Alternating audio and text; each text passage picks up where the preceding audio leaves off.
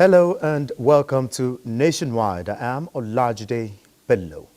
Remember, you can watch this broadcast live on our website, nta.ng/live, and on our other social media handles displayed on your screen. And from the foreign scene, Malawi's Vice President Salus Chilima and 9 others have died in a plane crash. The nation's president, Lazarus Chakwera, confirmed this Tuesday after rescuers located the wreckage of the aircraft in a foggy forest. Comfort Fashion reports that a flag has been flown at half-mast as the country declared a day of mourning following the incident.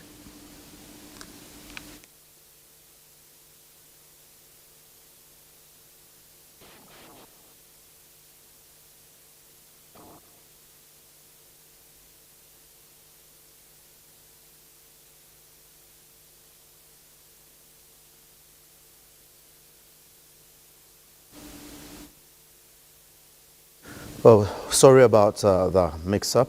Moving on, President Bola Tinubu extends his sincere condolences to His Excellency President Lazarus Chakwera and the people of Malawi over the passing of Vice President Salus Chilima and other officials in the plane crash. In a message by the Special Advisor to the President on Media and Publicity, President Tinubu commiserates with the families of the deceased over this deeply distressing incident which happened on a mournful Monday, June 10, 2024. The President assures the Malawian nation of Nigeria's support during this time of mourning and prays for the repose of the soul of the departed.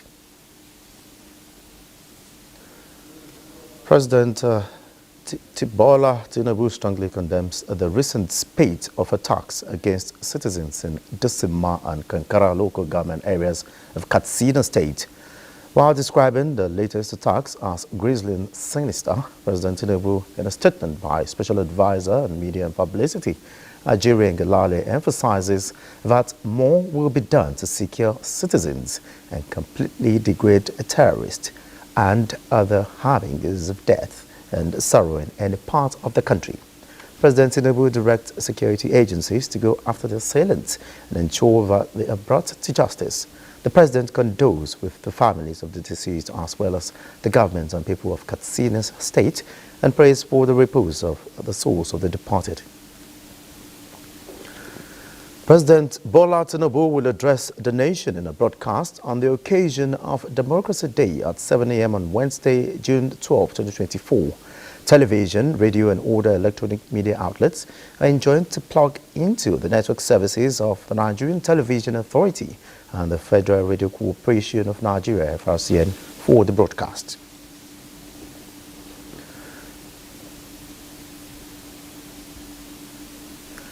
In May 29, 1999, the First Republic was birthed and the nation embarked on a historic journey. Today, Nigeria has enjoyed 25 years of uninterrupted democratic practice. The 25th Democracy Day Symposium in Abuja with the theme, 25 years of enduring democracy, prospects for the future.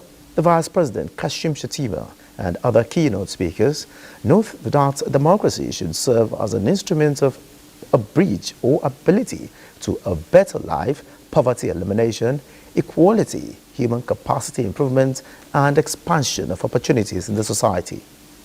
What this country needs is a unifying leader who ponders neither to ethnic nor religious agenda, who is not bound by any toxic regional solidarity, and yet known for outstanding leadership. We must continue to build upon the foundations laid, deepen our democratic roots, and ensure that the dividends of democracy are felt by all Nigerians, regardless of their economic status or social status or geographical status. We need to create the enabling environment for our youth and by extension our country to thrive. Most of our youth are not satisfied with the system today, and they are checking out of the country in large numbers, mostly because of lack of opportunities for them to actualize their dreams. Let's create the opportunities for them.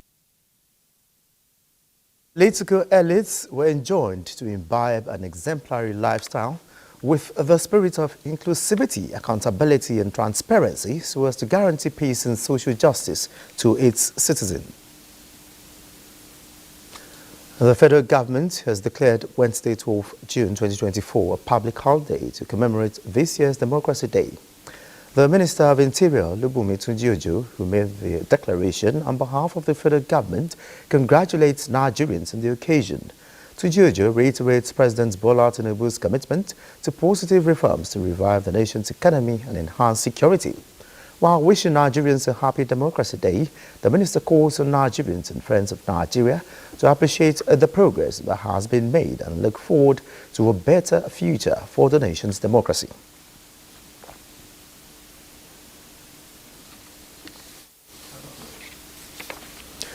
The House of Representatives is assuring overseas students under the federal government's bilateral education agreement scholarship that all lingering issues relating to prolonged non-payment of their entitlement will be addressed before the commencement of next academic session. At a public hearing with stakeholders on the plight of students under the agreement, House Committee on University Education calls for the immediate action on the matter. National Assembly correspondent Muhammad Rabiu Ali reports. It came as a result of a motion moved during a recent plenary by a member representing Roni, Enkwashi, Buiwa, and Kazore Federal Constituency following a complaint by students over non-payment of their stipends. This investigative hearing seeks, among other things, to provide accurate information on the reasons for prolonged non-payment of the stipends since 2023. Why can't you base your submission on the exchange rate, that is on the dollar? Since we are going to pay them in dollar anyway, let them do the calculation at the central bank. All you need is this is the dollar that you want paid to the students. Instead of you giving error and then at the end of the day you cannot meet up. Responding to issues raised by members of the committee, Permanent Secretary, Federal Ministry of Education, alongside Director Federal Scholarships Board, says the present challenge emanated from the fiscal year 2023. They explained that a total sum of 4,535,820,707 naira was appropriated in the budget. But regrettably, the exchange rate differentials caused shortfalls in funding their awards. I realize that even this 2024 is not going to be enough. We will still run into the same problem we ran in 2023. As it is, even the official one, forget about the parallel market now, the official one is behaving like a moving target.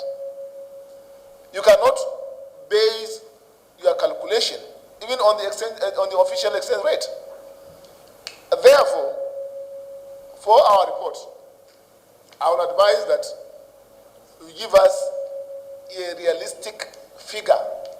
The committee therefore resolved to ask the Minister of Finance, Auditor General of the Federation, and the Ministry to appear before its next sitting with a view to having a lasting solution. From the National Assembly, Muhammad Rabiu Ali, NTA News.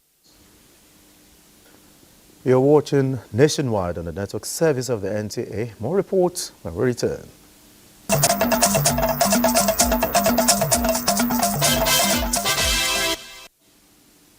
Thanks for being there.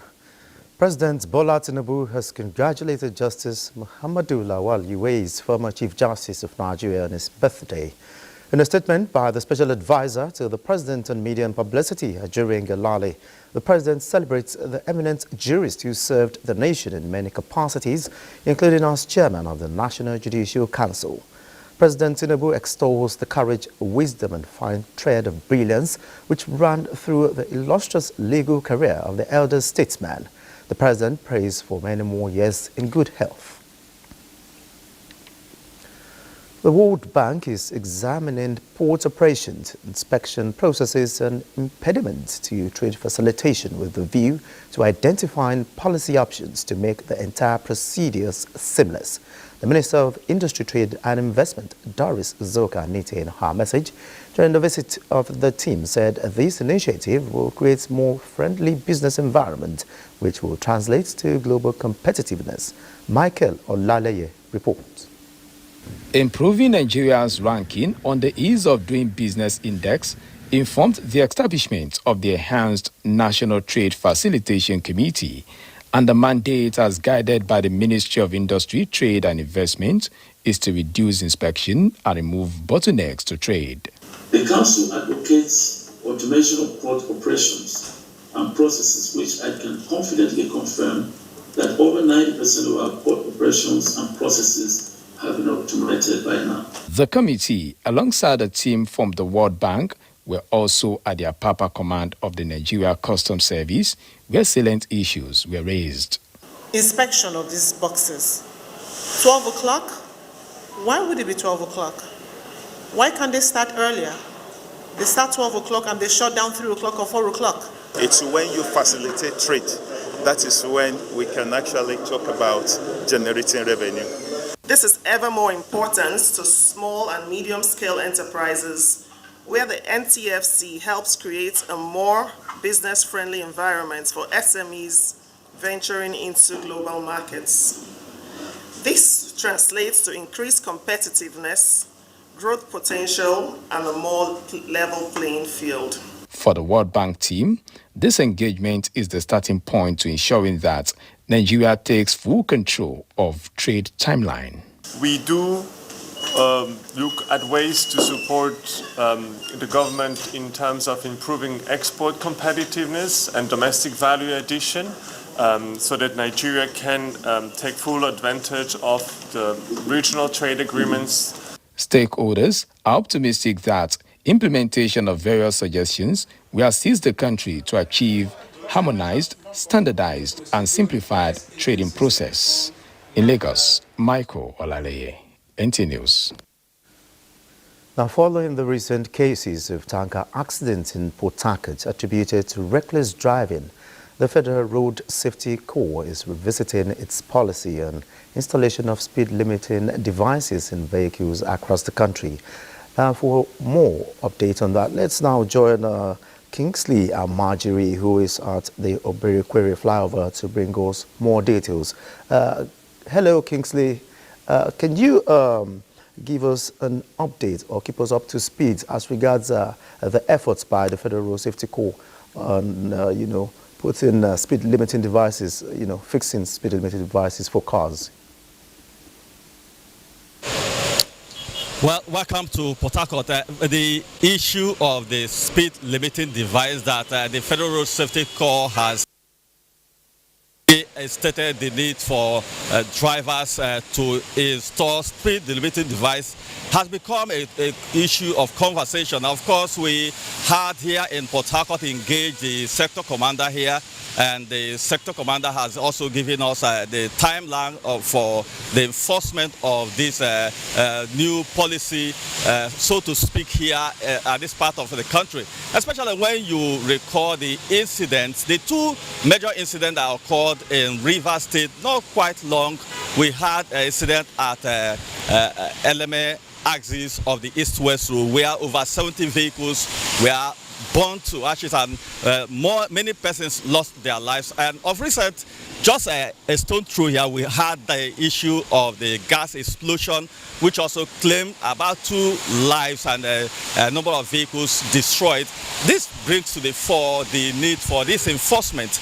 I mean, while also engaged road users, they also agreed indeed entirely with the Federal Road Safety Corps on the need to enforce this policy, because the 2 incidences that just occurred in Rivers State were all attributed to reckless driving and overspeeding. That these are the issues that have also thrown up the need for this engagement.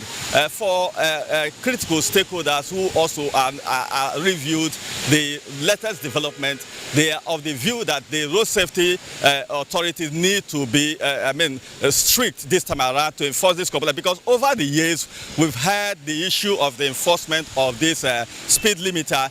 Sometimes in 2016, 2017, the Federal Road Safety Corps say it was enforcing this policies, and at a point it was relaxed. And of course, you know, the attitude of road users, especially motorists, the culture of reckless driving, the culture to get to one's destination without care for the safety of passengers and other road users. The concern there is now for the authorities to ensure that sanctions are also meted to those who violate this policy.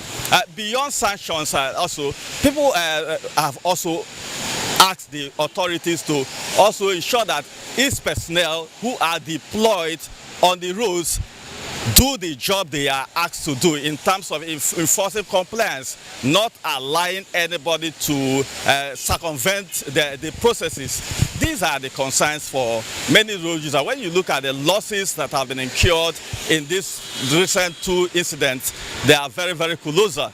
And more to that, the fact that River State, of course, Port Harcourt here, you know, the activities of oil and gas, here is the beehive of such activities. We have a number of these tanker conveying products, both petroleum and also gas products, at the time that the demand for gas is also rising.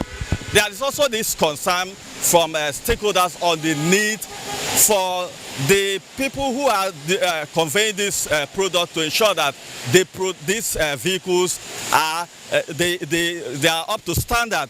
The enforcement, the regulatory authorities should also ensure that the vehicles, while they move from one location to the other, there is this enforcement to ensure that the vehicle themselves and also those who drive these vehicles, what are the certifications they are given, and all those who drive recklessly, what sanctions are meted to them. These are issues the authorities, they say, should also think around this, why this enforcement go on. The issue of the enforcement is a welcome development to many who have also received this news. All right, Kingsley, talking about enforcement, are there any sort of collaboration between the Federal Road Safety Corps and key stakeholders in the transport sector? And are there other security agencies collaborating to ensure that this is not actually a mirage?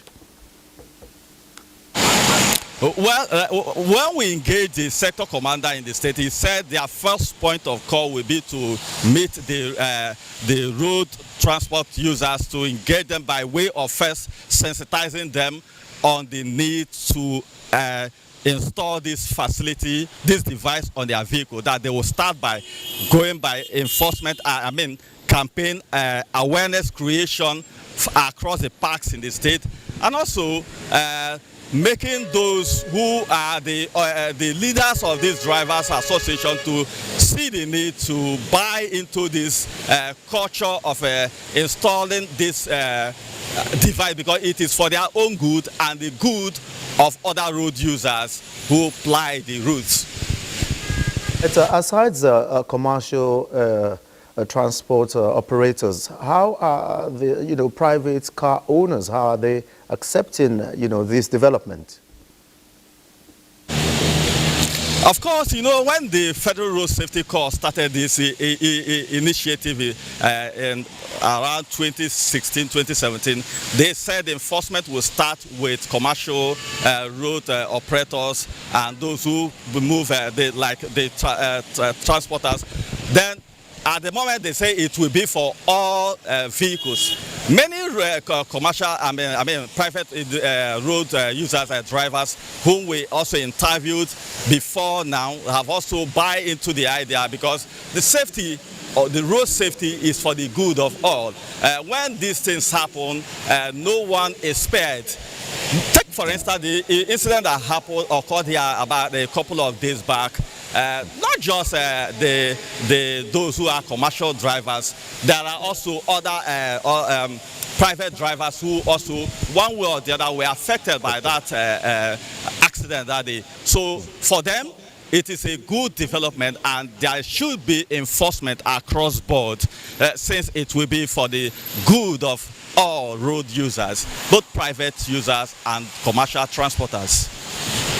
Many thanks, Kingsley Amajiri, for keeping us up to speed with the installation of speed limiting device by the Federal Road Safety Corps in Port Harcourt. Many thanks for your input.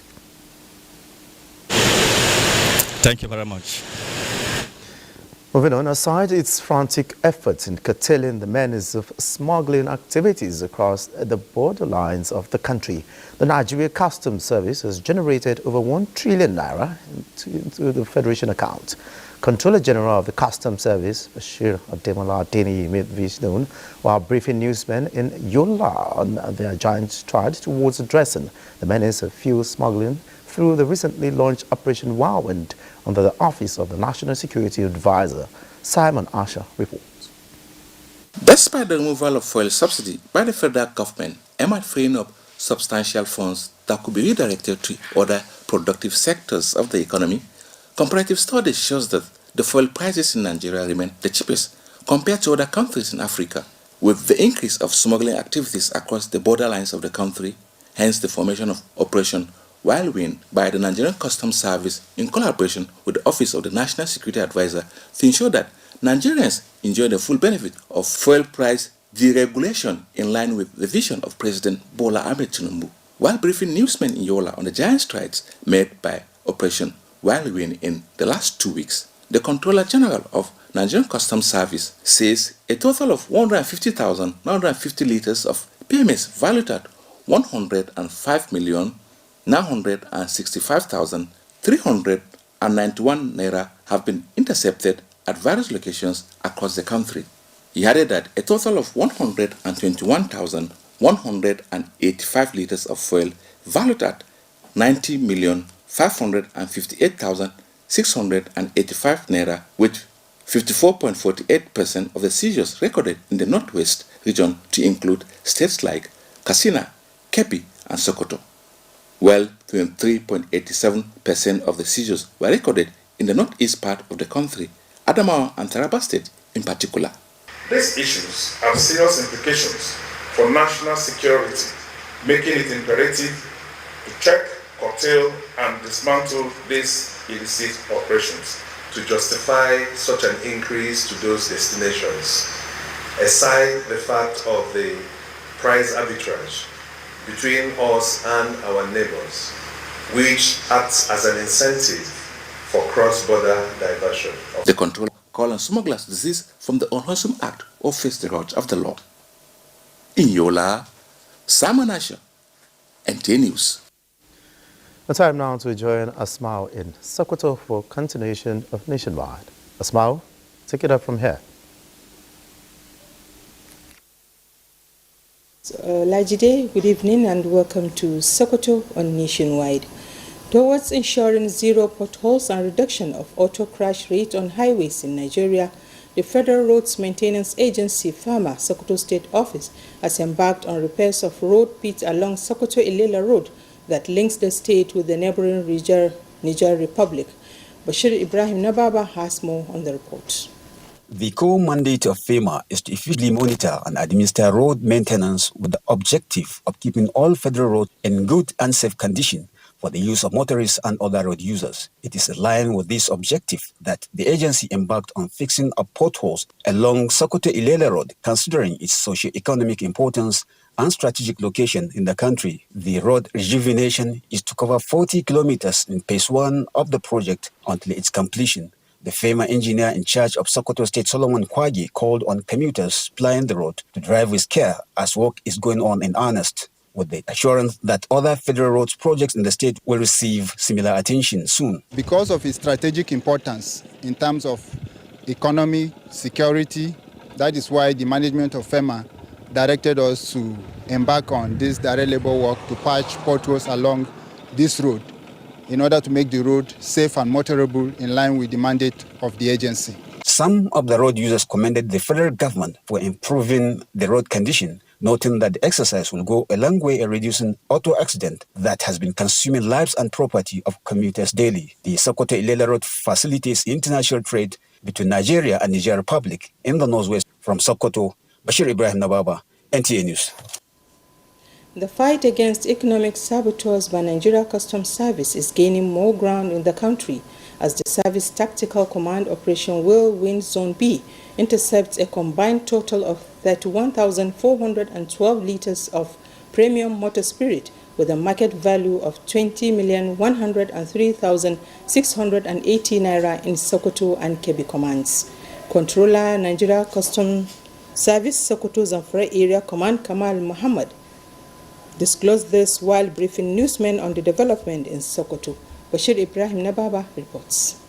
The 11,270 liters of fuel were auctioned to the members of the public at the rate of 180 naira per liter, in line with the directive of the Comptroller General Nigeria Customs Service, Bashir Adewale Adeni. A similar seizure was made recently by the Operation Wild Wind team in collaboration with the personnel of Sokoto Zamfara Area Command of 20,142 liters of PMS and sold to the general public at subsidized cost at the Kebbi Area Command.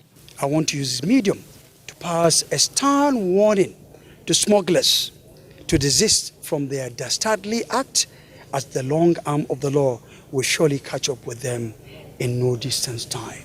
Another breakthrough was the apprehending of a vandalism syndicate conveying a container laden with rail tracks at Kajiji along Kebbi Road. The suspects and rail tracks were officially handed over to the Nigeria Security and Civil Defense Corps, saddled with the responsibility of protecting critical national assets for further investigations. The synergy is what we are talking about. The arrest of this truckload of railway sleepers, as they hand it over to us, assure the general public that we are going to deepen the investigation and prosecute the culprits behind this, economic sabotage. The suspect allegedly attempted to entice the operatives with 1.5 million naira bribe with an upfront payment of 300,000 naira, but their offer was rejected by the patriotic officers who went ahead to do their job. In Sokoto, Bashir Ibrahim Nababa, NTA News. And that's it from here. We'll take a short break, and when we return, the news will continue with Olajide in Abuja.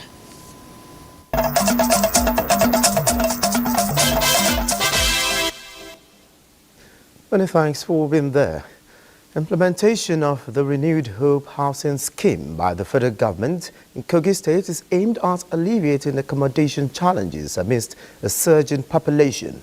Compounded by the state's strategic location, the housing deficit has intensified as the region's peaceful coexistence attracts residents from neighboring states, further aggravating the issue. Correspondent Solomon Aiden brings insights into this unfolding situation.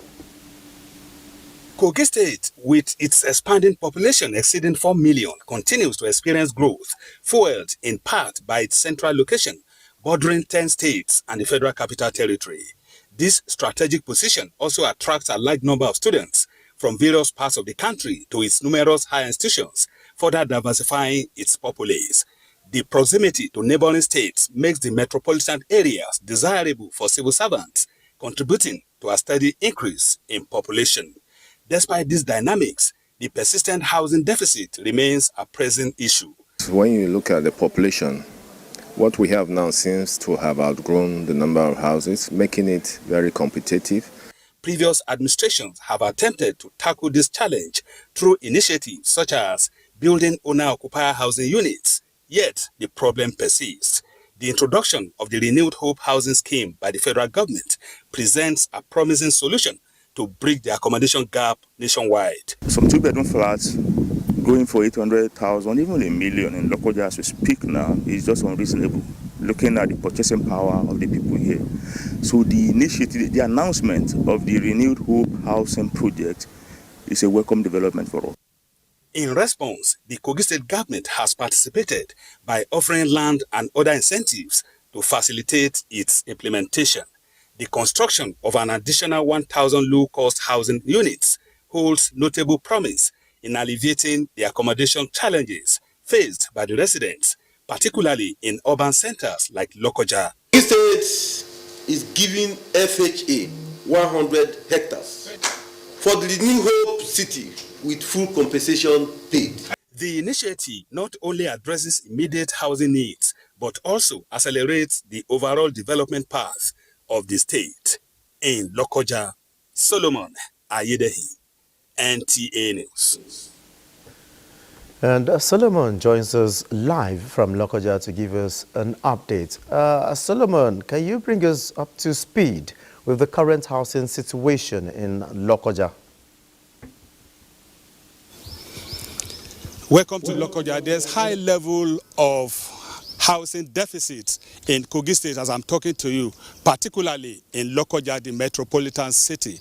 And the reasons are not far-fetched. First, the centrality of the state and the peaceful nature of the state also has endeared the state to many people in the neighboring states. And of course, the influx of people on daily basis into the state has fueled the population of Lokoja and of course of Kogi State and Lokoja. Also, we have the establishment of additional new higher institutions where students from neighboring states also come to learn, has also increased the population of the state. And if you may recall, in the past one decade, Kogi State has been faced with a lot of flooding, and it has rendered many people homeless, and of course up till now many are still battling with that. So the population of people that are houseless as a result of the flood is also there, and is creating additional problem for accommodation in the state. And people are looking out for government for a solution, and hopefully that will soon be on ground with the introduction of the presidential. Okay, Solomon, with this news now, how are the people taking this initiative? What's their reaction like? For the people of Kogi State, the introduction of the presidential housing scheme, they are very a long way to solve the problem of housing in the state. And for the state government, the governor of Kogi State, Ahmed Osman Ododo, by providing 100 hectares of land, and that will go a long way. And with 100 hectares of land, he believed that, one, it will assist him in fulfilling his campaign promises as far as providing accommodation for the people of the state is concerned. And also, it will assist his administration to fight insecurity, because he believed that with the development of 100 acres of land, it will push criminals and bandits further into the bush, and also it will provide accommodation is concerned for the people of Kogi State. And so they are happy. It's a win-win. All right, that's the much we'll be able to take from Solomon Ayede from Lokoja due to some technical hitches, but many thanks for your input. Moving on, the Nigeria Police Force has presented checks to 568 next of kin of officers and men who died in active service. Inspector General of Police Kayode Egbetokun at the presentation in Abuja says the package is under the Group Life Assurance and IGP Family Welfare Scheme. Francis Pham reports. It is another sober moment in the force. The presentation of checks to the families of deceased officers and men who paid the supreme price in active service, with 568 beneficiaries. We know that no amount of money can reverse your loss, but we hope that this check presentation today will go a long way toward alleviating some of the financial burdens you bear. And for the number one police officer, the loss of any officer reverberates as a profound tragedy, not only within their families, but throughout the entire police force and Nigeria at large. We extend our deepest empathy. Your loved ones were not just officers. They were heroes who dedicated their lives to the service of our nation. While we can never fully repay the debt of gratitude we owe them, through these initiatives, we seek to honor their memory and provide some relief to you, their families. I must reiterate that the welfare of police officers remains paramount to this administration. This presentation marks the third in the year 2024 and the 6th in the series under the current police administration, with checks totaling about 9.8 billion naira disbursed to 3,077 families. Francis from NTA News. The Niger Delta Development Commission is partnering private sector to sustain development initiatives in the region, while defending the 1.9 trillion 2024 budget proposal before the Senate Committee on Niger Delta. The Managing Director, Dr. Samuel Ogbuku, says completion of ongoing projects is of priority for desired transformation. We have moved away from the previously line item budgeting system to sectoral allocation of funds to encourage performance, and we are confident that this will show up productivity. Commend the MD on the number of people you have sent out to go abroad to be educated by the Niger Delta Development Commission, who did the need assessment of these items in the budget. Chairman of the Senate Committee on NDDC, Senator Asuko Akpeon, says President Tinubu has directed the Commission to assess projects in order to resolve issues of variation with contractors. We don't have the best of images nationally due to delayed or non-payment of contractors who were duly engaged, executed their contracts. What is it in this budget, or how do you intend to mitigate these issues? NDDC reassures that it would, in the next 10 years, allocate 100 million naira each year for debt repayment. Kano State government has reiterated support to the development of initiatives of President Bola Tinubu. This was the flag of the distribution of assorted food items allocated to the state by the federal government. Abdullahi Mustafa has the details. This is one of the warehouses where the 52,120 bags of assorted grains were offloaded. The consignment was released by the federal government for distribution to vulnerable groups in Kano State. Governor Bakabir Yusuf presided over a brief handing and taking over ceremony.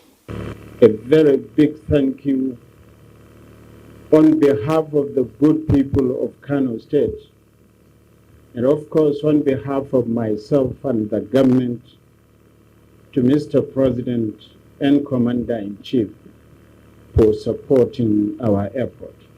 Based on the directives of the Mr. President, 20% of the food items due for each local government should be given to religious organizations, that is the JNI and CAN, while 3% to be given to boarding schools in each of these local governments. This food is going to be handed to the vulnerable people, that is needy people. Each of the 44 local government areas of the state was allocated 1,230 bags of the assorted food items, including sorghum, maize and millet. The distribution exercise is to be conducted across the 484 wards of the state. In Kano, Abdullahi Mustafa, NTA News. Now let's get details of our first story. Nationwide, Malawi's Vice President Salus Chilima and 9 others have died in a plane crash.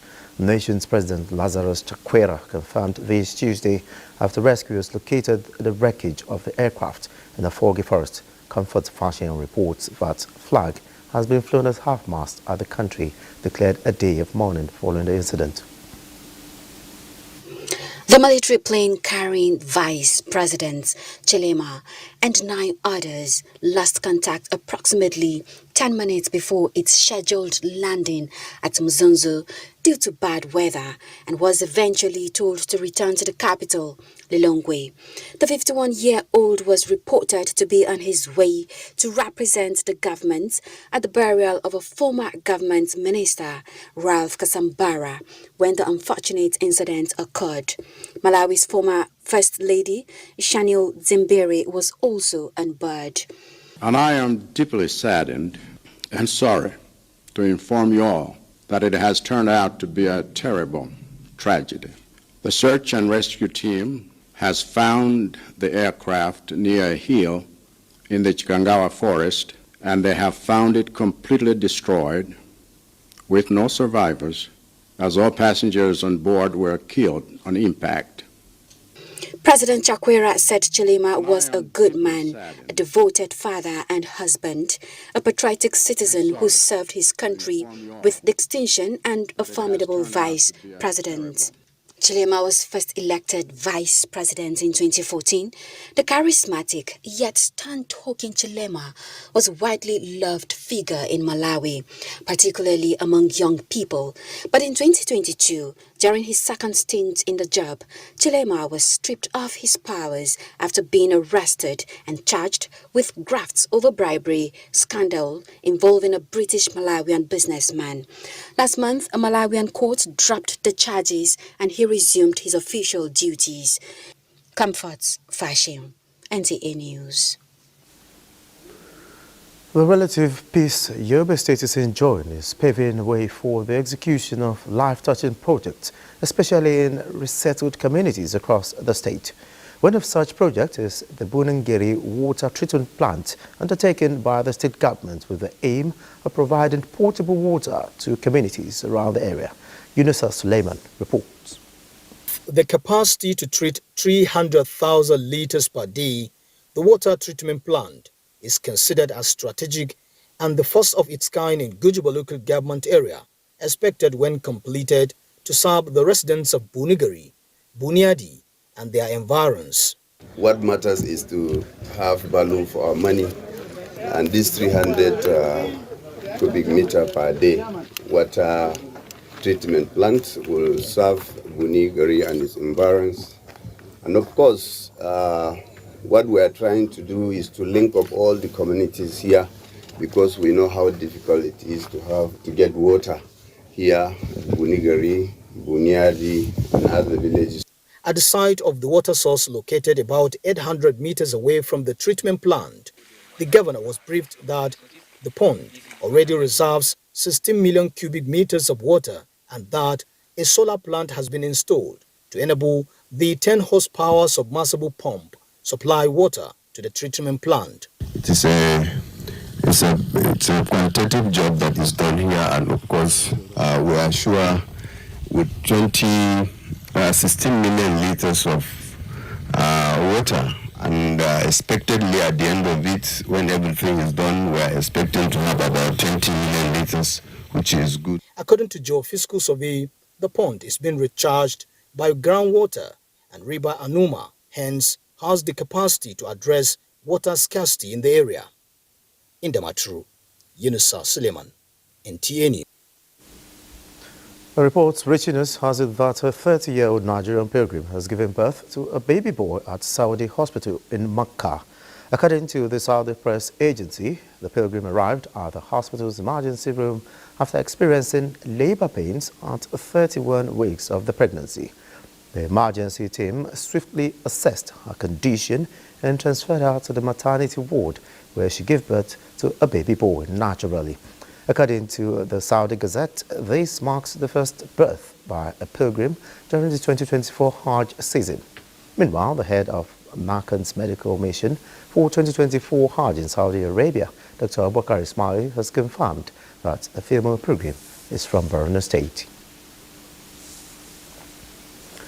The 2024 Grand Hajj Symposium has been held in Makkah, Saudi Arabia, heralding the commencement of this year's Hajj rites proper.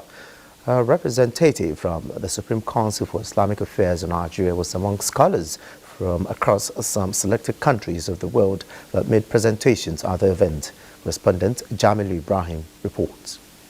Grand Hajj Symposium is a cultural and scientific meeting held annually in Mecca, Saudi Arabia, during the Hajj season since 1977. The symposium is organized by the Saudi Ministry of Hajj and Umrah Affairs with the participation of scholars, intellectuals, and writers of the Islamic world.